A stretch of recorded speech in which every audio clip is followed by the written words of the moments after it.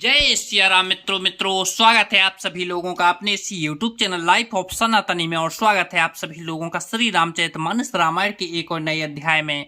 तो मित्रों, जैसा कि आप सभी लोग जानते हैं कि पिछले वीडियो में श्री रामचरितमानस रामायण को अयोध्या कांड में दोहा क्रमांक 117 पर समाप्त किया था और आज यहीं से आगे बढ़ने वाले हैं। यहाँ पर जो कथा चल रही थी भगवान श्री राम की, उस कथा को आगे बढ़ाने वाले हैं।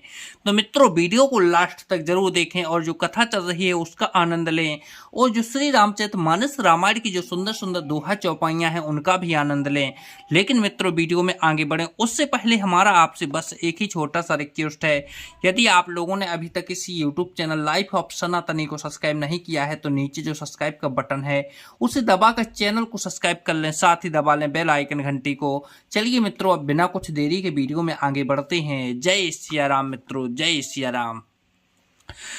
अति सप्रेम सिए पाँव परी बहुविध देहि आशीष सदा सुहागिनी हो तुम जब लगी मोहे आशीष। वे अत्यंत प्रेम से सीता जी के पैरों पकड़ पड़कर बहुत प्रकार से आशीष देती हैं, शुभकामना करती हैं कि जब तक शेष जी के सिर पर पृथ्वी रहे तब तक तुम सदा सुहागिनी बनी रहो। पार्वती सम पति प्रिय हो देव नहा में पर छाड़ब हो छो पुण्य पुण्य विनय करई कर जोरी जो यही मार्ग फिरय बहोरी। और पार्वती जी के समान अपने पति की प्यारी हो। हे देवी, हम पर कृपा न छोड़ना, बनाए रखना। हम बार बार हाथ जोड़कर विनती करते हैं जिसमें आप फिर इसी रास्ते लौटें।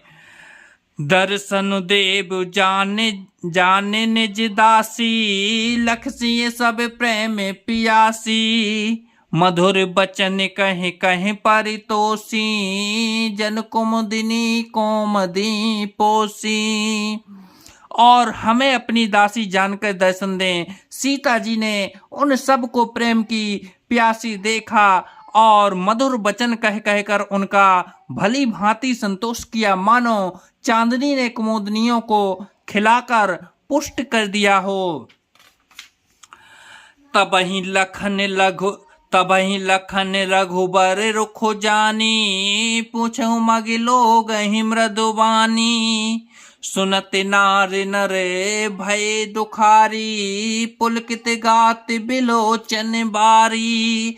उसी समय श्री रामचंद्र जी का रुख जानकर लक्ष्मण जी ने कोमल वाणी से लोगों से रास्ता पूछा। यह सुनते ही स्त्री पुरुष दुखी हो गए, उनके शरीर पुलकित हो गए और नेत्रों में वियोग की संभावनाओं से प्रेम का जल भर आया। मिटा मोद मन भय मलीने विधि निधि दीन लेत जनुज छीने समुझी करम गति धीरज कीन्हा शोधि सुगम मगु तिन्ह कहीं दीन्हा।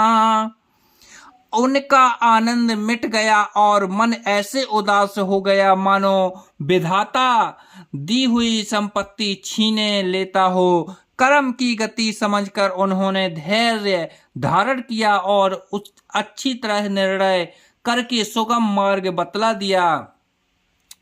लखन जान की सहित तबे गबनो कीन्हे रघुनाथ फेरे सब प्रिय बचन कहीं लिए लाई मन साथ। तब लक्ष्मण जी और जानकी जी सहित रघुनाथ जी ने गमन किया और सब लोगों को प्रिय वचन कहकर लौटाया, किंतु उनके मनों को अपने हाथ ही लगा लिया।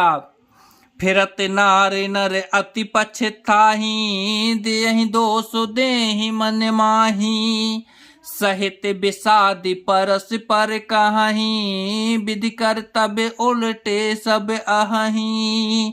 लौटते हुए भी स्त्री पुरुष बहुत ही पछताते हैं और मन ही मन देवों को दोष देते हैं। परस्पर बड़े ही विषाद के साथ कहते हैं कि विधाता के सभी काम उल्टे हैं।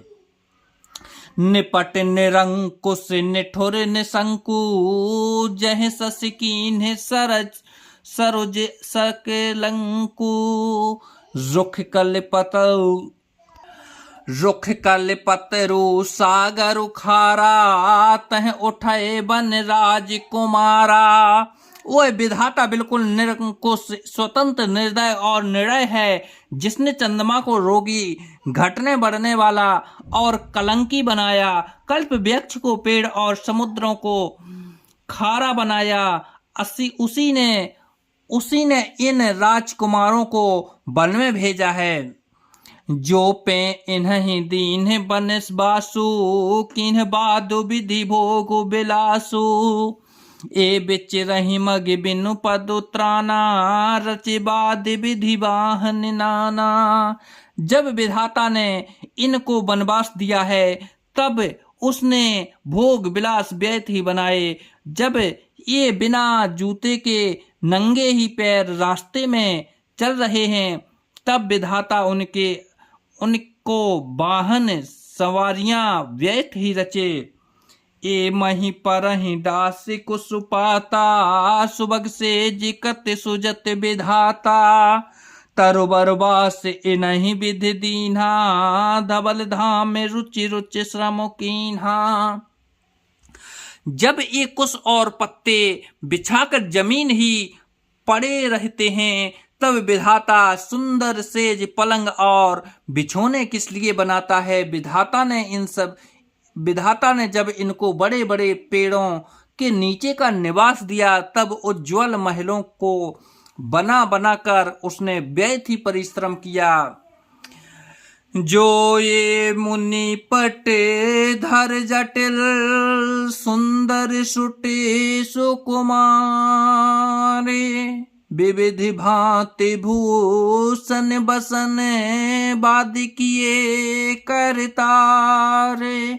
जो ये सुंदर और अत्यंत सुकुमार होकर मुनियों के बलकल वस्त्र पहनते और जटा धारण करते हैं, तो फिर करतार विधाता ने भांति भांति के गहने और पड़ के कपड़े व्यथा ही बनाए हैं।